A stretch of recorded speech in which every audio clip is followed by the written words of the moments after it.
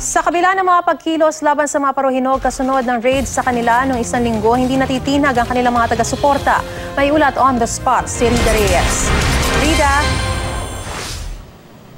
Maris, ayaw ng patulan ng mga kaanak at mga taga-suporta nitong pamilya Paruhinog ang mensahe nga ipinahayag ng grupo na nagsagawa ng rally dito kaninang umaga kung saan tila pinapalabas pa raw di umano na justified o nararapat lamang ang nangyaring madugong raid na ikinamatay ng 16 na katao nitong nakaraang linggo. Sa halip, Maris, ay naglagay na lamang sila ng mga placard, itong mga taga-suporta ng pamilya Paruhinog kung saan nagpapakita sila ng suporta para sa pamilya. At karamihan ay nakatira itong mga taong ito sa compound kung saan naganap ang raid at ngayon ay nakaburol ang 5 miyembro ng pamilya kabilang itong si Mayor Reynaldo Sr.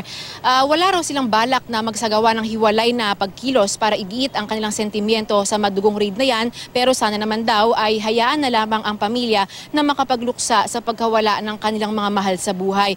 Kinumpirma rin sa atin, Marisa, ng kaanak ng pamilya na sa ngayon ay hindi pa nila maisapinal ang libing ng pamilya. Nagpaabot din daw kasi ng mensahe itong si Vice Mayor Nova Princess na kung maaari ay hintayin muna sila na makauwi dito sa Ozami City ng kanyang kapatid na si Reynaldo Jr. para naman makadalo sa libing ng kanilang mga kaanak. Samantala, sabi naman nitong si Ozami City Police Chief Inspector Jovi Espinido kanina sa atin, Maris, ay wala naman daw dapat na ipag-alala itong pamilya Paruhinog dahil nakahanda raw ang pulisya na magbigay ng proteksyon at seguridad sa pamilya kung anong doon sa mismong araw na isasagawa ang libing kung kailan man daw yan mangyayari.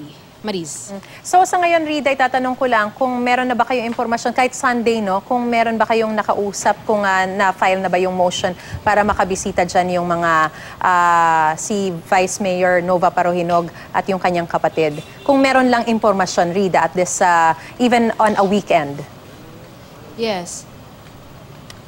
Yun nga, Marisa, alam mo, itong mga natitira na lamang na mga tagapagsalita ng pamilya Paruhinog dito sa Burol, sila yung mga magpipinsa na lang. Kasi ang sabi nila, lahat ng mga magkakapatid, itong mga kapatid halos ng mayor, either namatay or nawawala. Kaya sa level nila, wala daw na naitatransmit na impormasyon sa kanila itong si Attorney Ferdinand Topacio kung naitransmit na ba yung yung actual motion na i-file na raw ba o kung meron man daw bang inire-require sa kanila ng mga iba pang dokumento na dapat na maging requirement para ma-file yung motion na yan. Ang nangyari ngayon, itong mismong mga anak ni Vice Mayor Nova ay lumuwas na ngayon sa Maynila para asikasuhin yan para bukas, Monday, kapag nagbukas daw yung mga korte, kung hindi pa na i-file itong motion na ito, ay ma-file daw kagad sa lalong madaling panahon bago itong libing ngayong linggo. Maris. Maraming salamat, Rida Reyes.